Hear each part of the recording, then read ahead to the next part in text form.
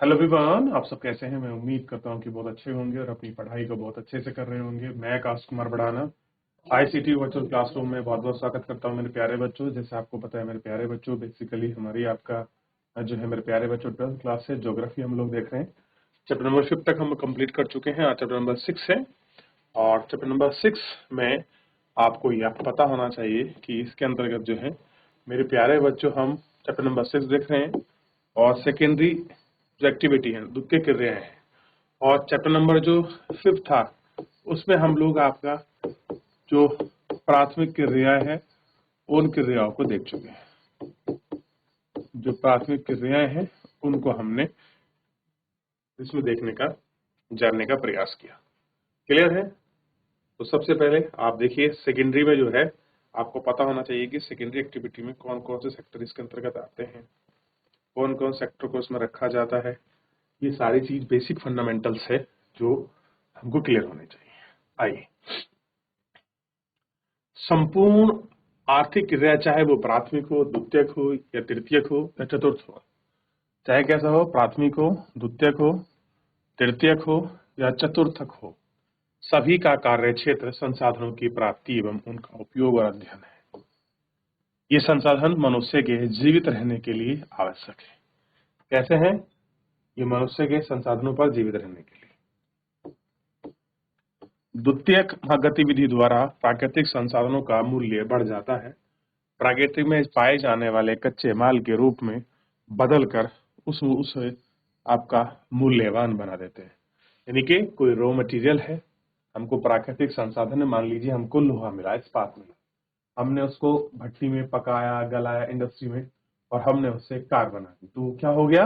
वो एक आपका मूल्यवान हो गया। कपास की सीमित उपयोग है, परंतु तंतु में परिवर्तन होने के बाद यह अधिक मूल्यवान हो जाता है। इसका उपयोग वस्त्र बनाने के लिए किया जाता है। खदानों से प्राप्त लोहा अयस्क हम प्रत्यक्ष उपयोग नहीं कर सकते हैं। अयस्क से इस्तेमाल करने के बाद यह मूल्यवान हो जाता है। अब कैसे? जैसे हम इन्होंने लोहे के एग्जांपल को भी समझाया, मैं भी ये समझा रहा था कि वो कैसे मूल्यवान हो जाता है। अब आप देखिए, पीतल है, पीतल आपने निकाला, आपने पीतल के बर्तन बना दिए, पीतल से कोई आपने मूर्ति बना दी, क्लियर हो गया? तो वो क्या हो गया? अधिक मूल्य। ठीक। और इसका उपयोग कई प्रकार की मशीन और औजार बनाने में, बहुत सारी मशीन जो है मशीन्स बनती हैं, कुछ टूल भी बन जाते हैं। क्लियर है? और खेतों में हल, खदान, समुद्र, ये सारी चीजों में ये सारी चीजें होती हैं। ठीक है, ये हमको देखना चाहिए। ठीक, और इनके विषय में भी यह बात सत्य है। ठीक, और इस प्रकार द्वितीय क्रियाएं विनिर्माण और प्रसंस्करण विनिर्माण की अवसंरचना का जो उद्योग है उसमें हम लोग देखते हैं। ठीक, आगे बढ़े। अब बात करते हैं विनिर्माण कि आप किसको मैन्युफैक्चर जो यूनिट सेक्टर है आप मानते हो, कौन सा विनिर्माण? विनिर्माण का जो आशय है वो किसी भी वस्तु का उत्पादन है। हस्तशिल्प के कार्य से लेकर लोहा इस्पात को गढ़ना, प्लास्टिक के खिलौने बनाना, कंप्यूटर की अति क्षतिपूर्ति घटकों को जोड़ना, संरक्षण यान का निर्माण, सभी प्रकार के उत्पादन निर्माण के इसी के अंतर्गत माने जाते हैं। विनिर्माण सभी प्रक्रियाओं में सामान्य विशेषता होती है, जैसे शक्ति का उपयोग, एक ही प्रकार की वस्तुओं का उत्पादन, कारखानों में विशिष्ट श्रमिकों का मानक वस्तुओं का उत्पादन करना। विनिर्माण आधुनिक शक्ति का संसाधन और मशीन के द्वारा पुराने आपके संसाधनों के द्वारा किया जाता है। आप देखते होंगे बड़ी बड़ी विशाल मशीन होती है वो कारखाने में, और जो आपकी लेबर लग होती है वो क्या करती है? वस्तु का उत्पादन करती है। क्लियर है? ये सब क्या होता है? जो हमारी प्राथमिक चीजें होती है उन्हीं के प्राथमिक चीजों को ही हम लोग क्या करते हैं? फिल्टर करके, आधुनिकीकरण करके, तकनीकी विधि से, वैज्ञानिक विधि से हम उनका उपयोग करके उनको बनाते हैं। क्लियर है? आप देखिए ऐसी बड़ी बड़ी जो आपकी इंडस्ट्री होती है, ऐसा प्रोसेस तो होता है उनमें। क्लियर है? चलिए आगे बढ़े। अब देखिए, तो अब सेकंड एक्टिविटी में क्या है? बेसिकली हम लोग क्या करते हैं? कारखानों में श्रमिक और रॉ मटेरियल का यूज कर कर हम चीजों को बनाते हैं। जैसे इन्होंने एग्जांपल दिया प्लास्टिक का, भाई हम प्लास्टिक के खिलौने बनाते हैं, कंप्यूटर की हेल्प से बहुत सारी चीजें बनाते हैं, ऑपरेटिंग मशीन सिस्टम में आ गया है, इन सब माध्यम से करते हैं। तृतीय विश्व युद्ध में अधिकांश देशों में विनिर्माण अभी भी शब्द का प्रयोग, अर्थों का प्रयोग किया जाता है, ठीक। और इन देशों में सभी विनिर्माण में संपूर्ण रूप से चित्रण करना कठिन होगा। औद्योगिक क्रांति के बाद उन सब पर अधिक बल मिला है।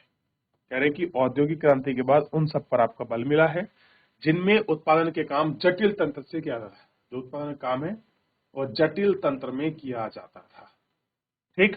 उन सबको हम लोग देखते हैं। आधुनिक बड़े पैमाने पर होने वाले विनिर्माण की विशेषता। वर्तमान समय में बड़े पैमाने पर होने वाले विनिर्माण की निम्नलिखित विशेषता है।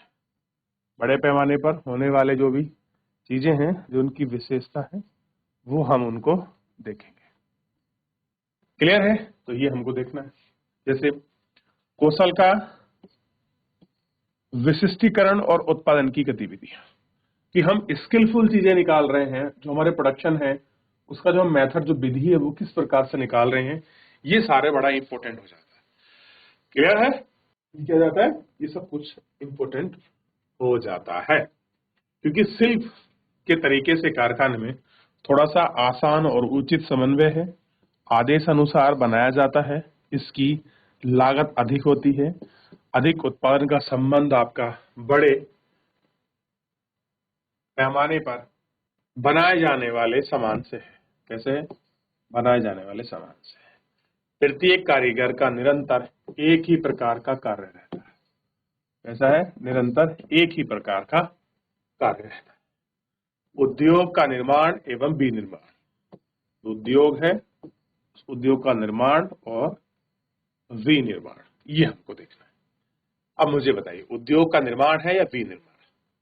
ठीक, चलिए, तो आपको क्लियर हो गया। अब थोड़ा सा इसको समझने का प्रयास करते हैं कि निर्माण विनिर्माण में कैसा अंतर है। विनिर्माण का शाब्दिक अर्थ है हाथ से बनाना। विनिर्मित, विनिर्माण का मतलब है हाथ से बनाया आपने कुछ। इसमें यंत्र के द्वारा बनाए गए सामान भी सम्मिलित किए जाते हैं और परम आवश्यक प्रक्रिया है, एक प्रोसीजर है।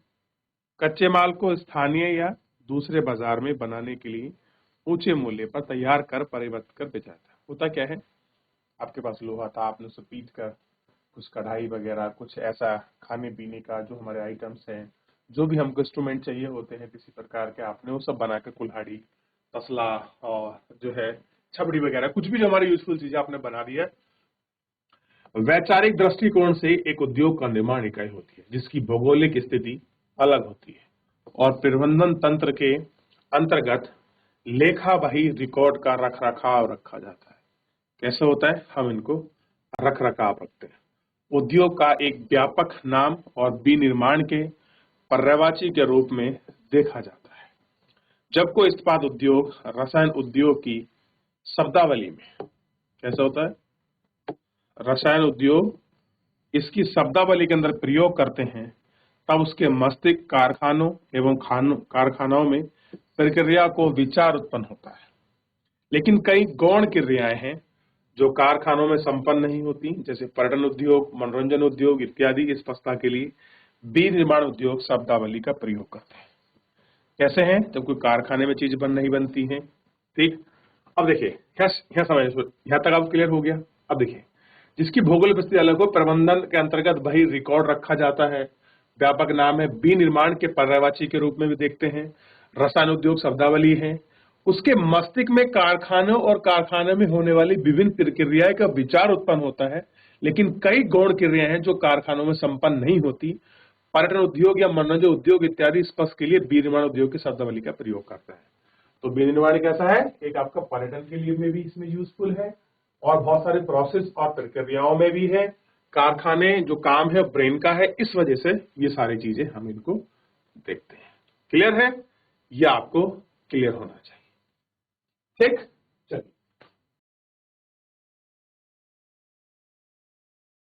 चलिए आगे बढ़ रहे हैं। चलिए आगे देख रहे हैं। अब देखिए, यंत्रीकरण। यंत्रीकरण का तात्पर्य है कि किसी कार्य को पूर्ण करने के लिए मशीनों का प्रयोग करना। या आप कोई काम कर रहे हैं, मैं पढ़ा रहा हूं तो मैं मशीनों का प्रयोग कर रहा हूं, मैं माइक का यूज कर रहा हूं, मैं डिजिटल बोर्ड का प्रयोग कर रहा हूं, मैं कैमरे का यूज कर रहा हूं, फिर वहां तक सैटेलाइट ब्रॉडकास्ट वीसैट के माध्यम से हो रहा है। ठीक। और स्वचालित मानव की सोच को सम्मिलित किए बिना यांत्रिकरण विकसित अवस्था है। विकसित अवस्था है। पुनर्वेशन संपद पास कंप्यूटर प्रणाली से युक्त स्वचालन कारखाने और मशीनों को सोचने के लिए विकसित किया गया है और पूरे विकास में नजर आने लगी है। कैसे होती है? जो पूरा विकास है उसमें ये नजर आने लगी है। प्रौद्योगिकी नवाचार को हम लोग देखते हैं। प्रौद्योगिकी नवाचार शोधन और विकास समान युक्तियों के द्वारा ही विनिर्माण की गुणवत्ता को नियंत्रित करने, अपशिष्टों को निस्तारित करने, क्षमता को समाप्त करने और प्रदूषण के विरुद्ध संघर्ष करने में महत्वपूर्ण पहलू है। कैसा है?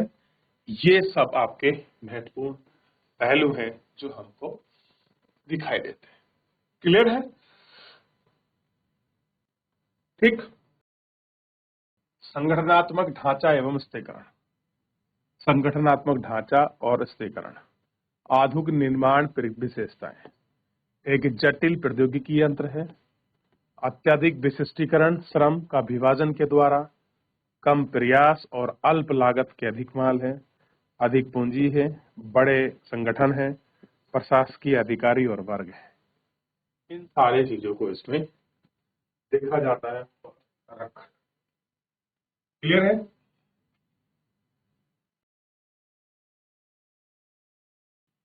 देख लिया? आगे बढ़ते हैं। अनियमित भौगोलिकरण। अनियमित भौगोलिक विवरण। आधुनिक निर्माण संकेंद्रण ने कुछ स्थानों पर सीमित है। विश्व की कुल स्थल भाग के 10% से भूभाग पर इनका विस्तार है। यह देश आर्थिक एवं राजनीतिक शक्ति का केंद्र बन गया है। कुल क्षेत्र को अनाच्छेद करने की दृष्टि से विनिर्माण स्थल प्रक्रिया और अत्यधिक गहनता के कारण बहुत कम स्पष्ट है। कृषि की अपेक्षा बहुत छोटे किसानों को संकेंद्रित है। उदाहरण के तौर पर अमेरिका का मक्का पेटी 2.5 वर्ग किलोमीटर क्षेत्र, साधारणतः बड़े 4 फार्म होते हैं जिनमें 10 से 12 श्रमिक कार्य करते हैं। 50 से 100 मनुष्य का भरण पोषण होता है, परंतु इस क्षेत्र में बृहद समकालीन कारखाने को समाविष्ट किया जाता है और हजारों श्रमिकों को रोजगार दिया जाता है। कैसा है? हजारों श्रमिकों को रोजगार दिया जाता है। तो कैसा है ये? एक रोजगार परक क्षेत्र है। कैसा है? रोजगार परक। देख लिया? उद्योग अपनी लागत घटाकर लाभ बढ़ाते हैं, इसलिए उद्योग की स्थापना उस स्थान पर की जाती है जहां पर उत्पादन लागत कम आए। अगर उत्पादन लागत कम आएगी तो सामान सस्ता बनेगा और सस्ता बिकेगा। उद्योग स्थिति को प्रभावित करने के कुछ कारक भी हैं, उन कारकों पर भी हम लोग आपकी चर्चा करेंगे। क्लियर है कि वो कारक कौन से हैं और चर्चा की बातें कौन सी हैं? उन सब पर हम लोग देखेंगे। चलिए आगे बढ़ जाए। तो इतना सारा क्लियर होने के बाद आपको समझ आया कि भैया टेक्नोलॉजी है। अब ऐसी जगह लगाएं जहां पर उत्पादन लागत कॉस्ट कम हो जाए, यानी कि पास से खुदे ट्रांसपोर्टेशन कम हो जाए, लेबर कॉस्ट जेन्युइन हो तो प्रोडक्ट सस्ता मिलेगा।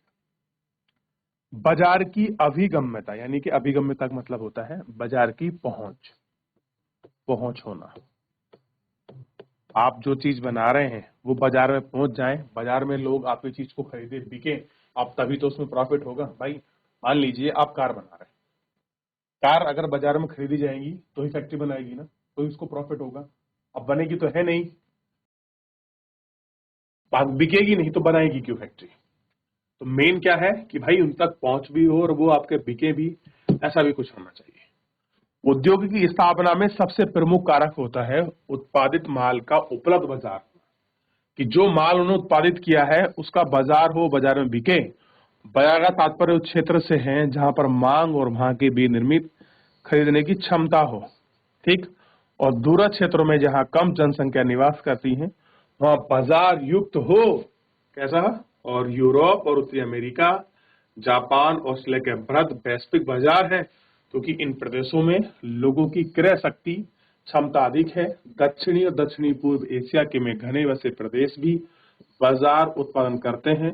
तो कुछ व्यापक बाजार होते हैं, जैसे वायुयान निर्माण, शस्त्र निर्माण उद्योग। आप देखते हैं, आपने चीजों को बनाया, अगर उसका क्रेता नहीं है, उसको खरीदने वाला नहीं है, ठीक, आप उसको नहीं बेच पा रहे हैं, लोग उसको नहीं ले रहे हैं, तो समस्या है, क्योंकि ऐसे में फिर कंपनी प्रॉफिटेबल नहीं होगी, लॉस मेकिंग होगी।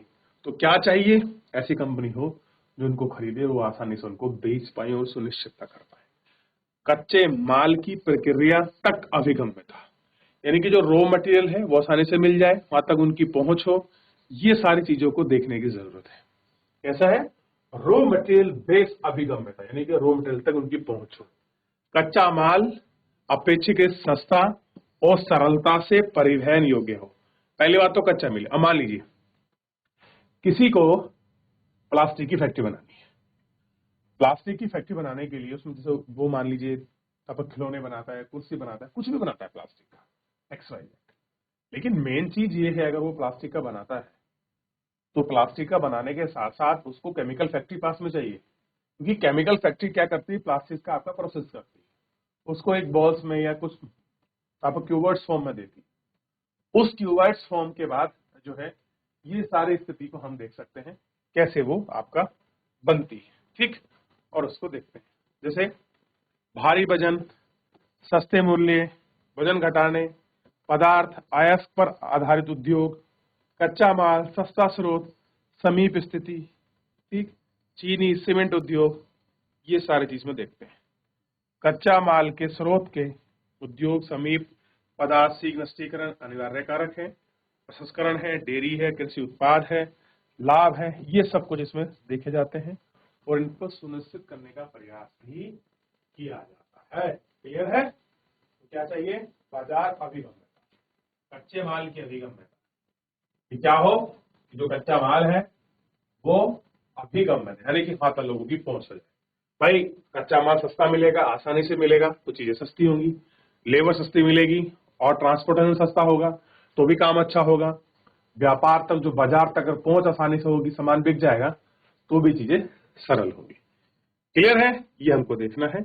और समीप स्थान वाले उद्योग में पदार्थ को शीघ्र नष्टीकरण और अनिवार्य कारक है। कृषि प्रसंस्करण, डेयरी उद्योग, कृषि उत्पादन क्षेत्र, दूध आपूर्ति के समीप थी, ये सारी चीजें अच्छी लगती हैं या इनका बड़ा जोर है। चलिए, तो इतना हमने देख लिया, पढ़ने का प्रयास किया, क्या क्या है एक बार आप वापस देख लीजिए। कोई डाउट, कोई क्वेरी रहेगा आप मुझसे पूछिए। फिर मेरे प्यारे बच्चों, कोई डाउट कोई रहता तो हम इसमें देखेंगे। चलिए फटाफट एक बार देख ले। बाजार की पहुंच, अभिगम्यता क्या है, फैक्ट्री लगती है, केंद्रीकृत चीजें क्या है, क्या क्या चीजें इसके लिए जरूरी है, ये सब हमको देखना है।